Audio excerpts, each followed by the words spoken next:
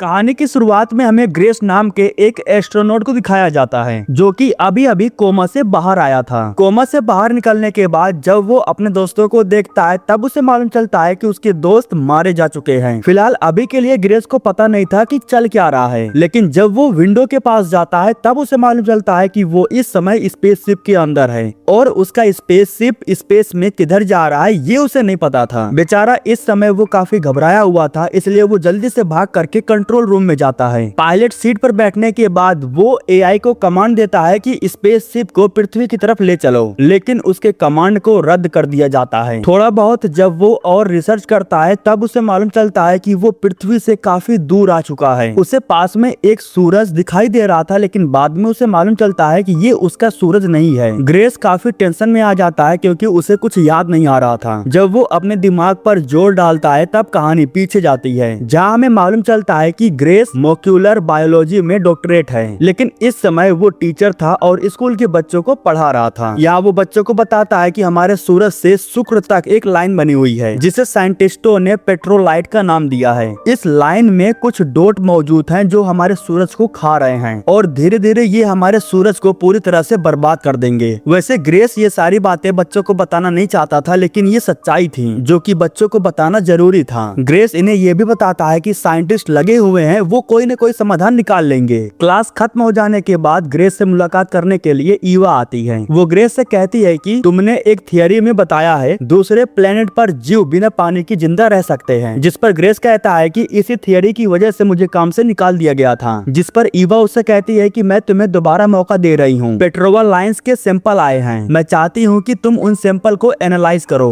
उन सैंपल को हमने नाम दिया है एस्ट्रोफेज और वो इस समय सूरज के सतह पर पनप रहे हैं। क्या पता वो बिना पानी के विकसित होने वाले जीव हो सकते हैं। तुम्हारे पास अच्छा मौका है, तुम अपनी थियरी को साबित कर सकते हो। ईवा की बात मान करके ग्रेस उस सैंपल को एनालाइज करने के लिए तैयार हो जाता है। यही वो ब्लैक डॉट हैं जिनका नाम रखा गया है एस्ट्रोफेज और यही सूरज को तबाह कर रहे हैं। फिलहाल ग्रेस को ये पता लगाना है कि आखिर ये क्या चीज है और ये चाहती क्या है और आखिर ये सूरज को धीरे धीरे खत्म क्यों कर रहा है। जांच के दौरान ग्रेस को मालूम चलता है कि ये एलियन के सेल्स हैं जो कि जिंदा थे, लेकिन कुछ समय के बाद अपने आप खत्म हो जाते हैं। जब ग्रेस पता लगाता है कि ये अपने आप क्यों खत्म हो गए, तब ग्रेस को मालूम चलता है कि ये तो ऑक्सीजन और हाइड्रोजन यानी कि पानी से बना हुआ कोई जीव था। मतलब कि इस जांच में कुछ खास साबित नहीं हो पाता, लेकिन यहाँ ग्रेस को इतना तो मालूम चल जाता है कि जिस थियरी को वो सही साबित करने में लगा हुआ था वो दरअसल गलत था। वो ईवा को बताता है कि एस्ट्रोफेज सूरज की रोशनी से आगे बढ़ रहे हैं, जिस पर ईवा उससे पूछती है कि आखिर वो शुक्र पर क्यों जा रहे हैं। तो ग्रेस कहता है कि मुझे ये नहीं पता। ईवा कहती है कि कोई बात नहीं, हम पता लगा लेंगे। 21 देशों में 300 से ज्यादा बायोलॉजिस्ट हमारे लिए यही पता लगा रहे हैं। ग्रेस का अब कोई काम नहीं था, वो वापस जा सकता था, लेकिन ग्रेस कहता है कि मैं इस प्रोजेक्ट में आगे और काम करना चाहता हूँ। ईवा कहती है कि अगर तुम करना चाहते हो तो कर सकते हो। ग्रेस को ये पता लगाना था कि आखिर ये एस्ट्रोफेज शुक्र ग्रह पर क्यों जा रहे हैं। इस चीज के बारे में पता लगाने के लिए ग्रेस के दिमाग में एक आइडिया आता है। ग्रेस अपनी टीम के जरिए एक ऐसा कमरा रेडी करता है जिसमें शुक्र ग्रह का वातावरण होता है। इस कमरे में वो एस्ट्रोफेज को छोड़ देता है। इस तरीके से ग्रेस पता लगा लेता है कि एस्ट्रोफेज कैसे बढ़ रहे हैं, जो कि अभी तक कोई पता नहीं लगा पाया था। इसके बाद ये लोग ग्रेस को लेकर के एक बड़े से शिप पर जाते हैं, जहाँ ग्रेस की मुलाकात ईवा से होती है। इस शिप पर लगभग सैकड़ों लोग थे जो ईवा के साथ मिल करके इस प्रोजेक्ट पर काम कर रहे होते हैं। ग्रेस इन्हें बताता है कि शुक्र पर CO2 की मात्रा ज्यादा है, इसीलिए वो शुक्र पर जा रहे हैं क्योंकि उन्हें CO2 चाहिए। लेकिन ये कोई बड़ी बात नहीं थी, ये बात इन लोगों को पहले से पता था। इन्हें ये पता लगाना है कि 20 लाख किलो बनाने में कितना समय लगेगा। ये बात सुन करके ग्रेस पूछता है कि आखिर 20 लाख किलो का क्या होगा। दरअसल उसे इस प्रोजेक्ट के बारे में सब कुछ नहीं बताया गया था। इसके बाद ईवा उसे बताती है कि हमने इस प्रोजेक्ट का नाम दिया है प्रोजेक्ट हेल मैरी। ईवा उसे बताती है कि सिर्फ सूरज संक्रमित नहीं हुआ है, बल्कि हर ग्रह अपने पड़ोसी ग्रह से संक्रमित हो रहा है, सिवाय एक ग्रह को छोड़कर जिसका नाम था टाउ सिटी, जो कि हमारी पृथ्वी से 11.9 लाइट ईयर दूर है। और वो संक्रमित ग्रहों के पास होने के बावजूद भी वो संक्रमित नहीं हुआ। आखिर वो संक्रमित क्यों हुआ ये बात हमें नहीं पता है। वहाँ जाकर ये पता लगाने के लिए हमने एक स्पेसशिप बनाया है और एक स्पेसशिप उतनी दूर तक नहीं जा सकती है और इसीलिए हमें 20 लाख किलो एस्ट्रोफेज चाहिए, जिसे हम फ्यूल के रूप में इस्तेमाल करेंगे। और इतने फ्यूल से हम सिर्फ वहाँ पर जा सकते हैं, वहाँ से वापस नहीं आ सकते। इसलिए जो क्रू मेंबर वहाँ पर जाएंगे वो मारे जाएंगे। सैंपल को धरती पर भेजने के लिए हमने बीटल नाम का एक छोटा सा यंत्र बनाया है। वो खुद धरती पर नहीं आ सकते लेकिन सैंपल को यहाँ पर भेज सकते हैं। इतना सब कुछ दिखाने के बाद कहानी प्रेजेंट टाइम में शिफ्ट होती है, जहाँ पर हमें मालूम चलता है कि ग्रेस का स्पेसशिप टाउ सिटी के ऑर्बिट में पहुंच चुका है। माइक्रोस्कोप के जरिए जब वो बाहर देखता है तब उसे वो पेट्रोवा लाइट दिखाई देती है, लेकिन अजीब बात ये थी कि उस लाइट के बीच में कुछ पनप रहा था। उसी समय ग्रेस को अपने स्पेसशिप के पास कोई दूसरा स्पेसशिप डिटेक्ट होता है। जब ग्रेस उस स्पेसशिप को देखता है तब उसे मालूम चलता है कि ये स्पेसशिप पूरी तरह से क्रिस्टल का बना हुआ था और ये स्पेसशिप बहुत ही अजीब तरह का दिख रहा था। देखने से साफ पता चल रहा था कि ये किसी दूसरे प्लेनेट का स्पेसशिप है। ग्रेस को लगा कि ये हमला कर सकता है, इसलिए वो भागने की तैयारी करने लगता है, लेकिन वो स्पेसशिप हाथ धो करके ग्रेस के स्पेसशिप के पीछे पड़ जाती है। जैसे ही ग्रेस अपने स्पेसशिप को आगे बढ़ाता तो वो भी अपनी स्पेसशिप लेकर के उसके पास आ जाता।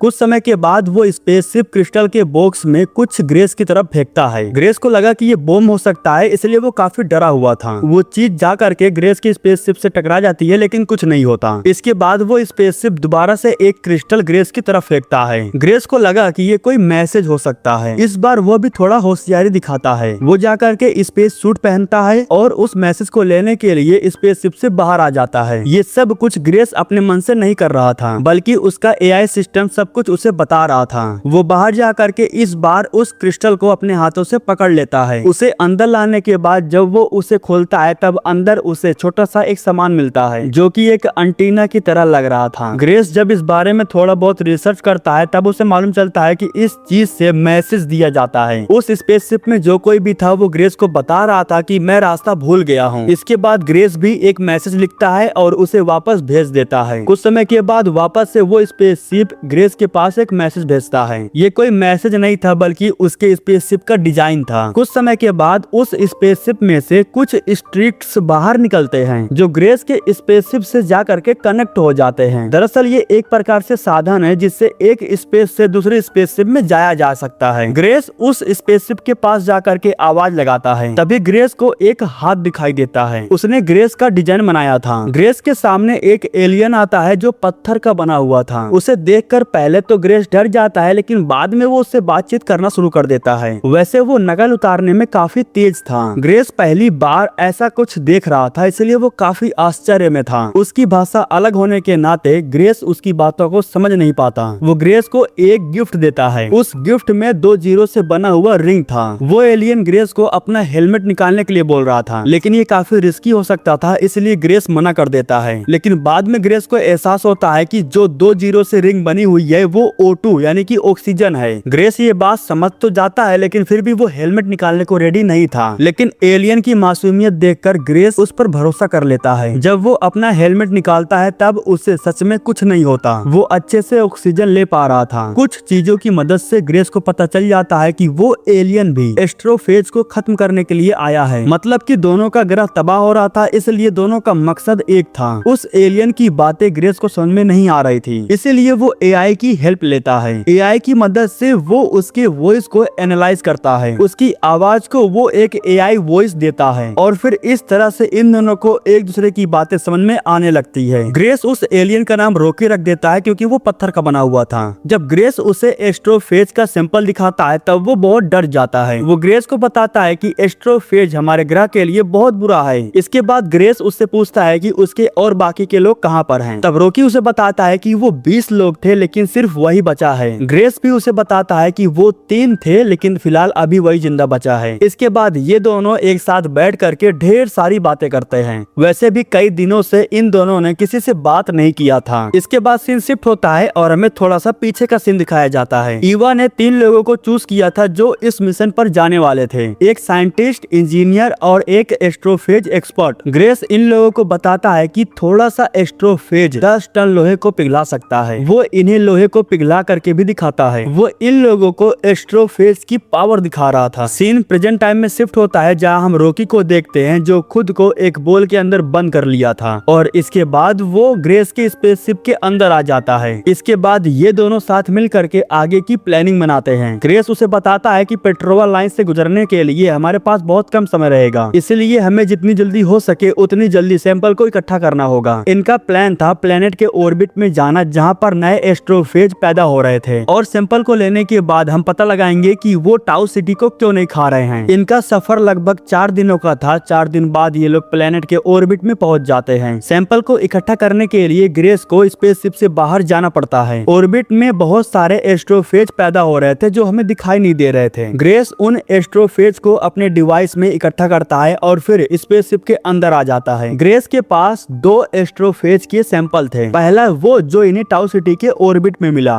और दूसरा वो जो इनके सूरज को खा रहा है। टाउ सिटी वाले एस्ट्रोफेज को जब वो एनालाइज करता है तब उसे मालूम चलता है कि इसमें जीवन है। इस सैंपल में बैक्टीरिया और प्रोटोजेवा जैसे जीव मौजूद थे और इसी की वजह से टाउ सिटी के प्लेनेट को एस्ट्रोफेज खा नहीं पा रहे थे। रॉकी को समझ में आ गया था कि लोचा कहाँ हो रहा है। इसके बाद वो ग्रेस को बताता है कि जीवन ही वजह है। एड्रियन पर मौजूद जीव ही एस्ट्रोफेज को मार देते हैं, बिल्कुल एक शिकारी की तरह। और अगर हम इस शिकारी को अपने घर ले गए तो हमारा ग्रह बच जाएगा और हम वापस घर जा सकते हैं। जिस पर ग्रेस उसे बताता है कि मैं वापस घर नहीं जा सकता क्योंकि हमारे पास यहाँ तक आने का एस्ट्रोफेज था लेकिन वापस जाने का नहीं है। यह सुन करके रॉकी उससे पूछता है कि तो फिर तुम्हारा क्या होगा। ग्रेस उसे बताता है कि मेरे पास कुछ साल भर का खाना पड़ा हुआ है जिससे मेरा गुजारा होगा और फिर मुझे एक अच्छी नींद आ जाएगी। रॉकी को समझ आ जाता है कि वो मरने की बात कर रहा है लेकिन रॉकी को ये बिल्कुल भी अच्छा नहीं लगता, इसलिए वो ग्रेस से पूछता है कि उसे कितना एस्ट्रोफेज चाहिए। तब ग्रेस उसे बताता है कि लगभग 20 लाख किलो। जिस पर रॉकी उससे कहता है कि मैं तुम्हें दे सकता हूँ, बस मैं 6 साल देर से घर पहुँचूंगा। मैंने अपने क्रू को मरते हुए देखा है इसलिए मैं तुम्हें बचाना चाहता हूँ। उसकी ये बातें सुन करके ग्रेस काफी इमोशनल हो जाता है क्योंकि वो यहाँ से वापस जाने का उम्मीद खो चुका था, लेकिन अब रॉकी की वजह से वो वापस घर जा पाएगा। इसके बाद वो रॉकी को गले लगा लेता है। इसके बाद फिर से कहानी पीछे जाती है जहाँ पर हमें मालूम चलता है कि सिर्फ 3 दिन बाद मिशन को पूरा करने के लिए साइंटिस्ट को रवाना किया जाएगा। सब कुछ रेडी हो चुका है लेकिन तभी अचानक से एक जोरदार धमाका होता है और ये धमाका बिल्कुल उसी जगह पर हुआ था जहाँ पर क्रू मेंबर अपनी ट्रेनिंग कर रहे थे। इस धमाके में कुछ क्रू मेंबर और एक साइंटिस्ट मारे गए थे। 3 दिन बाद मिशन के लिए रवाना होना था और इनका जो मेन साइंटिस्ट था वो मारा जा चुका था। जब कोई नहीं बचा था तो ईवा ग्रेस को चूज करती है। कुछ और भी लोग थे जो ग्रेस को चूज करते हैं क्योंकि वो एस्ट्रोफेज का एक्सपर्ट था। हालांकि ग्रेस कहता है कि मैं कोई साइंटिस्ट या एस्ट्रोनॉट नहीं हूँ। ईवा कहती है कि अब सब कुछ सिर्फ तुम्हारे हाथों में है। अगर एक बार मिशन को टाला गया तो महीने बाद हमें दोबारा मौका मिलेगा और फिलहाल इतना टाइम हमारे पास नहीं है। तुम एक एस्ट्रोफेज एक्सपर्ट हो और तुम्हारी बाकी की ट्रेनिंग मिशन के दौरान पूरी हो जाएगी। वैसे तो ग्रेस के पास कोई और ऑप्शन नहीं बचा हुआ था इसलिए वो ईवा से थोड़ा सा वक्त मांगता है। इसके बाद कहानी प्रेजेंट टाइम में शिफ्ट होती है। सैंपल को इकट्ठा करने के लिए ग्रेस अपने स्पेसशिप को लेकर के प्लेनेट के ऑर्बिट में घुस चुका था। सैंपल को इकट्ठा करने के लिए चेन की मदद से वो कनेक्टर डिवाइस को नीचे गिराता है और इस तरीके से कनेक्टर में ढेर सारे सैंपल इकट्ठा हो जाते हैं। लेकिन कनेक्टर को लेने के लिए ग्रेस को स्पेस सूट पहन करके बाहर जाना पड़ता है क्योंकि कनेक्टर अपने आप अंदर नहीं आ सकता था। चैन को खींचने के बाद वो कनेक्टर को पकड़ लेता है लेकिन तभी कोई चीज ग्रेस से आकर के टकरा जाती है जिसकी वजह से वो नीचे गिर पड़ता है। जैसे तैसे करके वो उठता है और कनेक्टर को लेकर के वापस से स्पेसशिप के अंदर आ जाता है। इसके बाद वो जल्दी से जा करके स्पेसशिप को ऑर्बिट से बाहर निकालने लगता है लेकिन तभी ग्रेस को मालूम चलता है कि जो चीज उससे जाकर टकराई थी उसी चीज की वजह से इनके फ्यूल टैंक में छेद हो गया है। इन्हें जल्दी से ऑर्बिट के बाहर निकलना था लेकिन फ्यूल टैंक में छेद होने की वजह से ये लोग आगे नहीं बढ़ पा रहे थे, इसलिए ग्रेस उस फ्यूल टैंक को स्पेसशिप से अलग कर देता है। इससे ग्रेस को जोरदार झटका लगता है और वो बेहोश हो जाता है। इस झटके की वजह से रॉकी भी डैमेज हो गया था लेकिन जब रॉकी ग्रेस की हालत देखता है तब वो जाकर उसे उठाता है और फिर जैसे तैसे करके उसे घसीटते हुए ले जाकर के एआई मशीन के सामने रख देता है जो ग्रेस को ठीक करने लगती हैं। लेकिन यहाँ पर हम ये भी देख पाते हैं कि रॉकी बहुत ही बुरी तरह से जख्मी हो गया था। कुछ समय के बाद जब ग्रेस को होश आता है तब वो सबसे पहले रॉकी को ढूंढता है जहाँ उसे मालूम चलता है कि रॉकी जख्मी होकर के मारा जा चुका है। फिलहाल इस समय कुछ कहा नहीं जा सकता था कि वो बेहोश है या फिर मारा जा चुका है। ग्रेस को भी ये बात नहीं पता थी इसलिए वो तरह तरह के तरीके अपनाता है उसे वापस से होश में लाने के लिए। जब वो होश में नहीं आता तब वो जा करके सैंपल को एनालाइज करने लगता है। वो देखता है कि इस सैंपल में जीव मौजूद थे। जब वो इन सैंपल में एस्ट्रोफेज को डालता है तब ये जीव एक एक करके सारे एस्ट्रोफेज को खत्म कर देते हैं, मतलब कि इन्हें जो चाहिए था वो मिल चुका था। इस सैंपल की मदद से एस्ट्रोफेज की आबादी को खत्म करके ये लोग सूरज को बचा सकते थे। वो काफी खुश था और वो ये बात रॉकी को बताना चाहता था लेकिन फिलहाल रॉकी बेहोश पड़ा हुआ था। वो कई दिनों तक रॉकी का इंतजार करता है क्योंकि उसे पता था कि वो एक ना एक दिन होश में आएगा। रॉकी बेहोश था लेकिन फिर भी वो उससे बात किए जा रहा था। एक दिन जब वो थक करके रॉकी के पास ही लेट गया था, तब अचानक से रॉकी उठता है और वो ग्रेस के पास आकर के उसे आवाज लगाता है। जैसे ही वो रॉकी को ठीक देखता है तो उसे गले लगा लेता है। इसके बाद वो रॉकी को अंदर लेकर के जाता है और उसे सारा सैंपल दिखाता है। इसी सैंपल के लिए इन दोनों ने अपनी जान दांव पर लगाई थी। काम पूरा हो जाने के बाद दोनों साथ में मिल करके पार्टी करते हैं। अब जैसे कि इनका मिशन पूरा हो चुका था तो अब इनके अलग होने का भी वक्त आ चुका था। लेकिन अलग होने से पहले ग्रेस के कहने पर रॉकी उसे ले जा करके अपना स्पेसशिप दिखाता है। वो अपने पूरे स्पेसशिप के अंदर उसे घुमाता है। इसी जगह पर सीन शिफ्ट होता है और हम ग्रेस को देखते हैं। वो ईवा के दफ्तर में जा करके उसे इस मिशन पर जाने से साफ मना कर देता है। लेकिन उसके मना करने से कोई फर्क नहीं पड़ने वाला था, क्योंकि ईवा ने पहले ही डिसाइड कर लिया था कि वो उसे मिशन पर भेजेगी। ईवा के बॉडीगार्ड जब ग्रेस को पकड़ने के लिए आते हैं तो वो भागने की कोशिश भी करता है, लेकिन ये लोग ग्रेस को पकड़ करके उसे इंजेक्शन दे देते हैं, जिसकी वजह से वो कोमा में चला जाता है। इसी वजह से वो कोमा में था। फिलहाल कहानी प्रेजेंट टाइम में शिफ्ट होती है, जहाँ पर रॉकी और ग्रेस दोनों एक दूसरे को टाटा बाय बाय बोलते हैं। इन दोनों के रास्ते अलग थे। ग्रेस जब अपनी स्पेसशिप में लेटा हुआ था तभी उसे अलर्ट का मैसेज मिलता है। सिस्टम में डिटेक्ट हो रहा था कि कोई अनजान चीज स्पेसशिप के अंदर आ गई है, और वो चीज वही सैंपल था जिसे ग्रेस अंदर लेकर के आया था। उन्हें जिस क्यूब में रखा गया था वो खुद को उससे बाहर निकाल लेते हैं। वो तो शुक्र था कि सही समय पर इस बारे में ग्रेस को पता चल जाता है, इसलिए वो जल्दी से उन्हें पैक कर देता है। लेकिन उसे इस बात की चिंता सताई जा रही थी कि इस बारे में रॉकी को नहीं पता था। अब तक तो रॉकी की स्पेसशिप में हर तरफ वो सैंपल फैल गए होंगे। ग्रेस जल्दी से उन सारे सैंपल को एक एक करके बीटल यंत्र में डाल देता है। इसके बाद वो इन सारे सैंपल को पृथ्वी की तरफ भेज देता है। सैंपल को धरती पर भेजने के बाद वो रॉकी को बचाने का फैसला करता है। अपनी स्पेसशिप को लेकर के वो रॉकी की स्पेसशिप की तरफ निकल पड़ा था, और ज्यादा नहीं लगभग 10 से 15 दिनों में वो रॉकी की स्पेसशिप तक पहुंच जाता है। इसके बाद वो स्पेस सूट पहन करके जल्दी से स्पेसशिप के अंदर जाता है और वो रॉकी को आवाज लगाता है। वैसे तो उसे यकीन तो नहीं था कि रॉकी जिंदा हो सकता है, लेकिन जब वो अपने सामने रॉकी को आता हुआ देखता है तब उसे यकीन हो जाता है। वो रॉकी को लेकर के अपनी स्पेसशिप में चला जाता है। कई साल बाद हमें धरती पर ईवा को दिखाया जाता है, जो काफी बूढ़ी हो चुकी है, जो कि इस समय ग्रेस के रिकॉर्ड किए हुए सारे वीडियोस को देख रही थी। और सबसे अच्छी बात ये थी कि उसे सैंपल भी मिल चुका था। उन्हें सैंपल की मदद से एस्ट्रोफेज को खत्म करके ये लोग सूरज को बचा लेते हैं। दूसरी तरफ हमें ग्रेस को दिखाया जाता है। जब उसकी आंख खुलती है तब हमें मालूम चलता है कि वो इस समय रॉकी के प्लेनेट पर है। वो रॉकी के साथ उसके प्लेनेट पर एक नई शुरुआत कर चुका था। वैसे तो वो अभी भी टीचर ही था, बस वो अब एलियंस को पढ़ाने लगा था, लेकिन ज्यादातर वो उन्हें अपने पृथ्वी के बारे में ही बताया करता था। इसी के साथ दोस्तों ये कहानी यहीं पर खत्म हो जाती है।